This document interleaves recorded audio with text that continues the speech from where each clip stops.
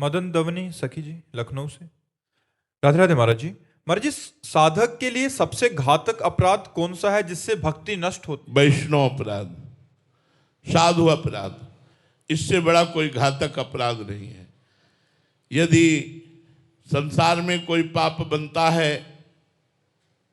तो तीर्थों का अवगाहन करने से पाप नष्ट हो जाते हैं। यदि तीर्थों में पाप बन जाता है तो तीर्थराज प्रयाग में स्नान, त्रिवेणी संगम, गंगा यमुना सरस्वती त्रिवेणी संगम में स्नान करने से पाप नष्ट हो जाता है।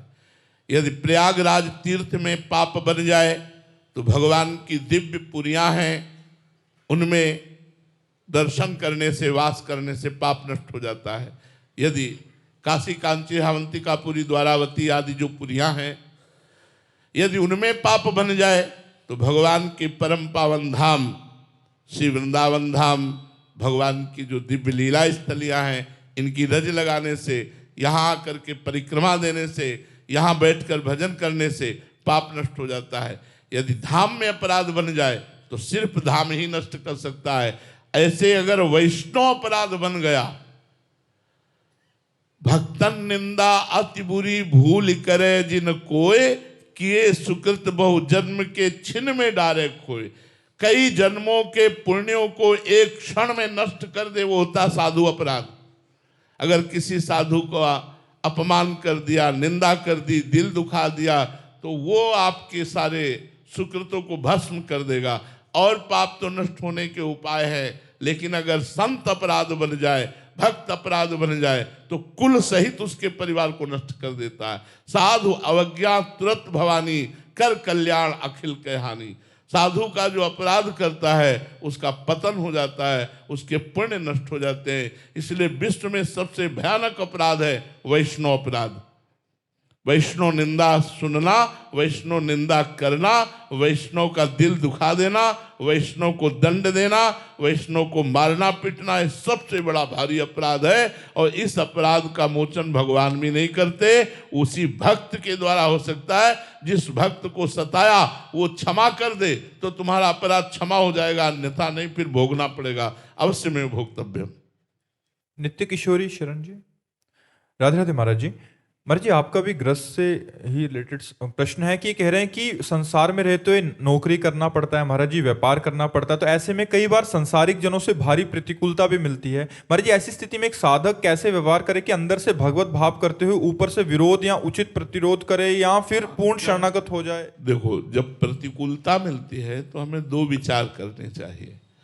पहला विचार ये करना चाहिए कि हमारे किसी पाप को भस्म करने के लिए लीला हो रही, क्योंकि प्रतिकूलता में हृदय जलता है ना। जब कोई हमसे प्रतिकूलता का व्यवहार करता है तो हृदय जलता है, और जब हृदय जलता है तो पाप नष्ट होते हैं।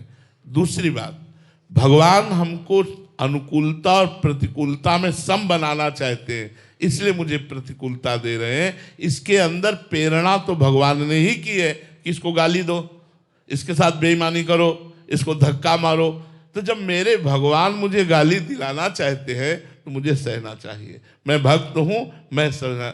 अरे देखो, बड़े बड़े महापुरुषों के चरित्र पढ़ के देखो, कितना कष्ट दिया गया और वो कह रहे तेरा किया मीठा लगे। आप विचार करके देखो, हम तो थोड़ी प्रतिकूलता नहीं सह सकते, अपने इष्ट के द्वारा विधान किए गए, और महापुरुषों ने प्राण त्याग दिए लेकिन आह नहीं कहा, तेरा किया मीठा लगे। ये बड़ी बात है।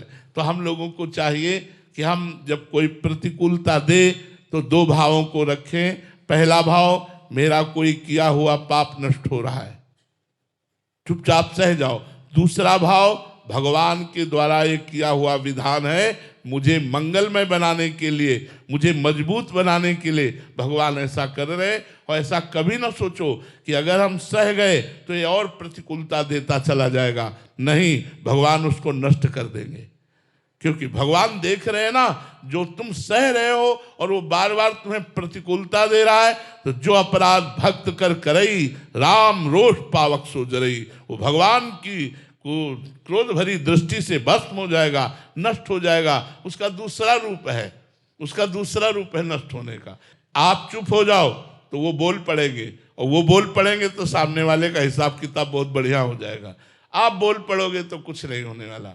आप चुप रहो, उनको बोलने दो, उनको हिसाब करने दो। सह जाओ, सहत सहत बाढ़े भगति, गृह तन गुरु हितगार। जो जितना सह गया उतने ऊंचा महात्मा बन गया। सहनशील ही महात्मा बनता है, सहनशील ही महान होता है। इसलिए सह जाओ, प्रतिकूलता को सह जाओ। ये तुम्हें भगवत भक्ति को बढ़ाएगी और भगवान की प्राप्ति में सहयोग करेगी।